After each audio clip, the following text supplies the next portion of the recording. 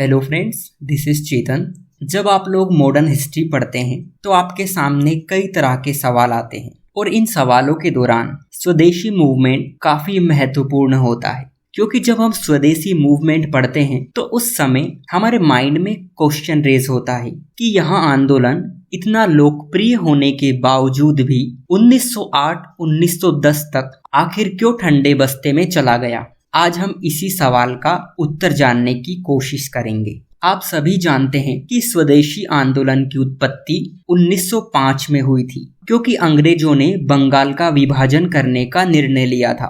आप ये भी जानते होंगे कि अंग्रेजों ने बंगाल का विभाजन क्यों किया था, क्योंकि बंगाल एक स्ट्रॉन्ग ब्लॉक था, स्पेशली अंग्रेजों के लिए। यहाँ के लोगों में धार्मिक एकरूपता थी। अंग्रेजों के विरुद्ध सर्वप्रथम विरोध यहीं देखे जाते थे। अधिकतर धार्मिक सामाजिक सुधार आंदोलन की शुरुआत भी यहीं से होती थी। बंगाल के लोग काफी जागरूक थे, ब्रिटिश सरकार की नीतियों को अच्छी तरह समझते थे और उनका विरोध करते थे। अंग्रेजों को ये पसंद नहीं था, बस इसीलिए अंग्रेजों ने बंगाल को विभाजित करने का निर्णय लिया। इसके विरोध में भारतवासियों ने ब्रिटिश सरकार के विरोध में एक आंदोलन चलाया जिसका नाम है स्वदेशी आंदोलन।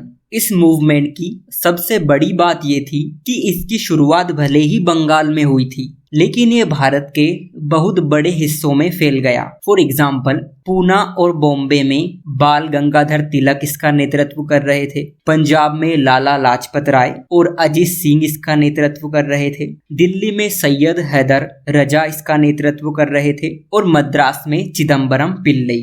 इस मूवमेंट में गांव और शहरों सहित महिलाओं, विद्यार्थियों और सोसाइटी के एक बड़े हिस्से ने पार्टिसिपेट किया। और इसी समय इंडियन नेशनल मूवमेंट में एक मेजर पॉलिटिकल ट्रेंड देखने को मिला और वो था पॉलिटिकल एक्सट्रीमिज्म। अब लोग सभाएं और याचिकाओं को छोड़कर विरोध और बहिष्कार करने लगे और यही क्षण था जिसने भारतीय राष्ट्रीय आंदोलन को एक नींव प्रदान की।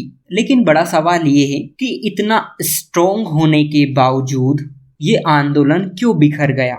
फ्रेंड, इसके बहुत सारे रीजंस हैं, आइए समझते हैं। सबसे पहला रीजन ये था कि जैसे ही इस मूवमेंट की शुरुआत हुई, गवर्नमेंट ने रिप्रेस करना स्टार्ट कर दिया, यानी सरकार ने इस आंदोलन का दमन करना शुरू कर दिया। सार्वजनिक सभाओं, जुलूसों और प्रेस पर नियंत्रण तथा प्रतिबंध लगा दिया गया। जो लोग आंदोलन में हिस्सा ले रहे थे उन्हें सरकारी स्कूलों और कॉलेजों से बाहर कर दिया गया, सरकारी सेवाओं से हटा दिया गया, उन पर जुर्माने लगाए गए और कई बार उन्हें पुलिस द्वारा पीटा गया।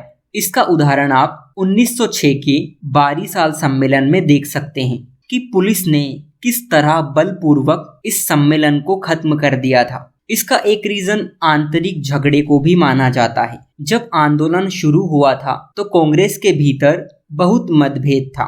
1907 के सूरत विभाजन ने आंदोलन को पूरी तरह कमजोर कर दिया था। कुछ लोग ये मानते थे कि इस आंदोलन का इम्पैक्ट लिमिटेड था, मतलब ये कि स्वदेशी आंदोलन का प्रसार भले ही बंगाल के बाहर भी हुआ था, लेकिन rest of the country politics की न्यू स्टाइल और स्टेज को एडॉप्ट नहीं कर पाए।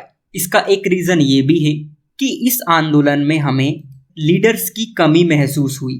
1907 और 1908 तक अश्विनी कुमार दत्त और कृष्ण कुमार मित्र सहित बंगाल के कई नेताओं को बाहर का रास्ता दिखा दिया गया। तिलक को 6 वर्ष के लिए कारावास की सजा दे दी गई। बिपिन चंद्र पाल और अरबिंदो घोष ने राजनीति से संन्यास ले लिया। इस कारण पूरा आंदोलन लीडरलेस हो गया, यानी नेतृत्व विहीन हो गया।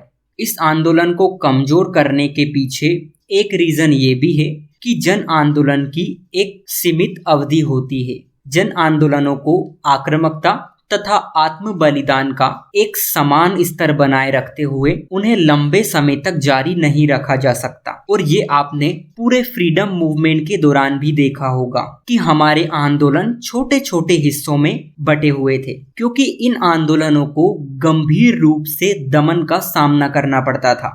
इस सिचुएशन में लोगों को आराम करने और अगले संघर्ष के लिए अपने आप को तैयार करने की आवश्यकता भी होती थी। शायद ये सभी कारण थे जिसके चलते ये आंदोलन सीमित अवधि में ही समाप्त हो गया। लेकिन इस आंदोलन का समाप्त होना ये नहीं दिखाता कि ये आंदोलन विफल था, क्योंकि इस मूवमेंट ने नेशनलिज्म के आइडियाज को डेवलप करने में काफी कंट्रीब्यूशन किया। इस आंदोलन ने भविष्य में लोगों के पार्टिसिपेशन की लिमिटेशन को तोड़ दिया। यानी इस आंदोलन ने ये दिखाया कि ना सिर्फ युवा बल्कि महिलाएं भी राष्ट्रीय आंदोलन का हिस्सा हो सकती हैं। मतलब कह सकते हैं कि इस आंदोलन ने स्वतंत्रता के विचार को बहुत सीमित अवधि में ही जनता तक पहुंचा दिया। उम्मीद करता हूं आपको इस क्वेश्चन का आंसर मिल गया होगा। सो आज के लिए इतना ही। Thank you.